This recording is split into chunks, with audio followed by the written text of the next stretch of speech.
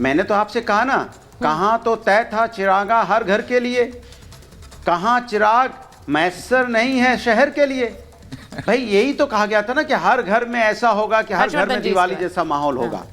क्या है, वही तो मैं पूछ रहा हूं। क्या किसानों की हालत बदतर हो गई? क्या किसान की इनकम दोगुनी हो गई? क्या एमएसपी उनको मिलने लगा? किसान 1 साल तक धरने पे बैठा रहा, उसके बारे में कोई चर्चा नहीं। तो फिर अनुराग जी आप लोग चुनाव क्यों नहीं जीतते? परेशान है, मेरा सीधा सवाल है सर, फिर आप लोग चुनाव क्यों नहीं जीतते? अगर इतने बुरे हालात हैं तो चुनाव बीजेपी क्यों जीतती है बार बार?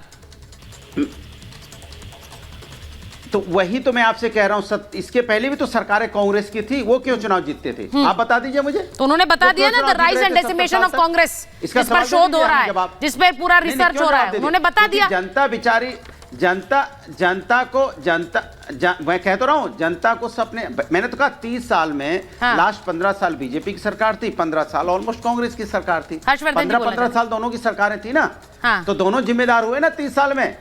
दोनों ने वो व्यवस्था नहीं बना पाए ना। अभी भी हमारा हिंदुस्तान भुखमरी के कागार उस पर इंडेक्स में देख लें तो 102 पे है ना भाई, 122 है। 121 कंट्री के जितनी भी भाई हर्षवर्धन जी, जब विपक्ष सामने बैठता है वो कहता है भुखमरी, बेरोजगारी, महंगाई यही मुद्दे हैं और यही चल रहे हैं और इसकी वजह से बहुत मारामारी है। लेकिन जब चुनाव होते हैं तो ये चुनावी मैदान में जवाब नहीं दे पाते। तो अब जो व्यूअर देख रहा है उसे जरा समझाइए कि ऐसा क्यों है।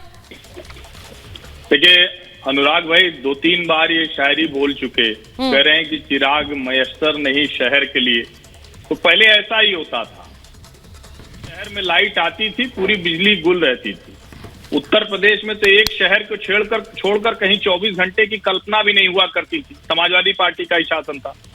और अगर आज प्रधानमंत्री नरेंद्र मोदी ने कहा कि आप ये कहते रहिए, आप आरोप लगाते रहिए, लेकिन जिसको घर मिला है, जिसके घर में बिजली पहुंची है, जिसको शौचालय, अनुराग भाई हम आप वो वाले हैं नहीं।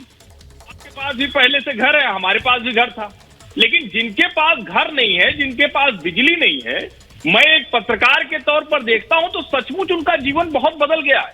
और वो लोग हैं जिनको आप बार बार हंगर इंडेक्स दिखाते हैं, जिनके घर में राशन पड़ा हुआ है। आप उनको कहते हैं कि देखो देश बर्बाद हो गया, और वो देखते हैं कि हमारे घर के बगल की जो सड़क थी वो चमचमाती हुई आ गई। आप कहते हैं कि चिराग मैसर नहीं, वो देखते हैं अब चिराग की जरूरत नहीं, मिट्टी का तेल। आपको तो ध्यान नहीं होगा, केरोसिन मिट्टी के तेल राशन की दुकान से हम आप लाया करते थे बचपन में, तो वो बिकना ही बंद हो गया। तो देश जैसे बदला है वो लोगों को उसी तरह से दिखेगा। विपक्ष की मुश्किल ये है कि वो 20 साल पहले में खड़ा हुआ है।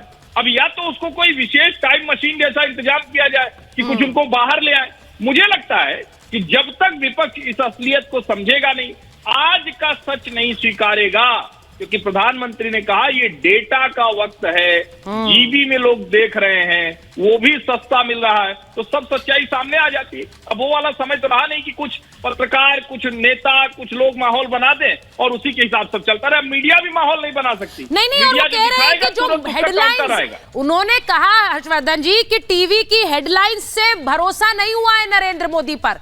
ये बात कितनी इंपॉर्टेंट है, वो कह